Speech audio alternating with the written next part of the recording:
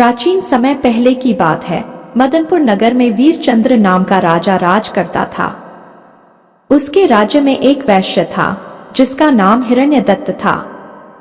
उसके मदनसेना नाम की एक कन्या थी। एक दिन मदनसेना अपनी सखियों के साथ बाग में गई।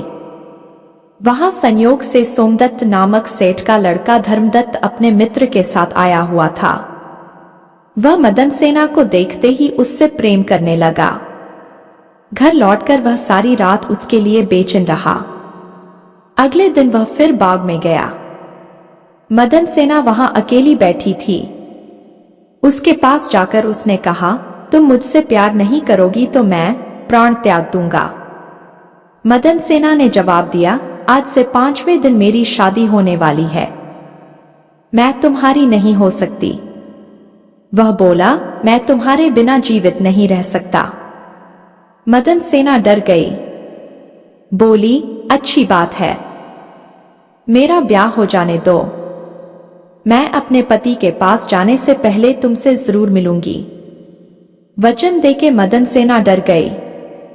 उसका विवाह हो गया और वह जब अपने पति के पास गई तो उदास होकर बोली, आप मुझ पर विश्वास करें और मुझे अभय दान दें तो एक बात कहूं।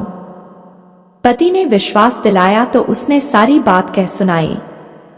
सुनकर पति ने सोचा कि यह बिना जाए मानेगी तो है नहीं, रोकना बेकार है।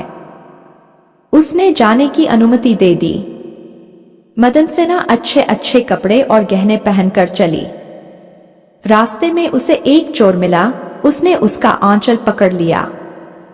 मदनसेना ने कहा, तुम मुझे छोड़ दो, मेरे गहने लेना चाहते हो तो ले लो। चोर बोला, मैं तो तुम्हें चाहता हूं। मदनसेना ने उसे सारा हाल कहा, पहले मैं वहां से हो आऊं तब तुम्हारे पास आऊंगी। चोर ने उसे छोड़ दिया। मदनसेना धर्मदत्त के पास पहुंची। उसे देखकर वह बड़ा खुश हुआ और उसने पूछा, तुम अपने पति से बचकर कैसे आई हो? मदनसेना ने सारी बात सच सच कह दी। धर्मदत्त पर उसका बड़ा गहरा असर पड़ा और उसने उसे छोड़ दिया। फिर वह चोर के पास आई। चोर सब कुछ जानकर बड़ा प्रभावित हुआ और वह उसे घर पर छोड़ गया। इस प्रकार मदनसेना सबसे बचकर पति के पास आ गई। पति ने सारा हाल कह सुना तो बहुत प्रसन्न हुआ और उसके साथ आनंद से रहने लगा। इतना कहकर बेताल बोला, हे राजन बताओ, पति धर्मदत्त और चोर, इनमें से कौन अधिक त्यागी है? राजा ने कहा, चोर। मदनसेना का पति तो उसे दूसरे आदमी पर रुझान होने से त्याग देता है। धर्मदत्त उसे इसलिए छोड़ता है कि उसका मन बदल गया था। फिर उसे यह डर भी रहा होगा कि कहीं उसका पति उसे राजा से कहकर दंड न दिलवा दे। लेकिन चोर का किसी को पता न था, फिर भी उसने उसे छोड़ दिया।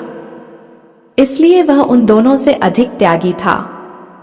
राजा का यह जवाब सुनकर बेताल फिर पेड़ पर जा लटका। राजा वापस गया और उसे पकड़ कर ले आया। दोस्तों, कहानी अच्छी लगी है तो इस वीडियो को लाइक करें और ऐसी ही कहानियां सुनने के लिए हमारे चैनल को भी सब्सक्राइब करें। धन्यवाद।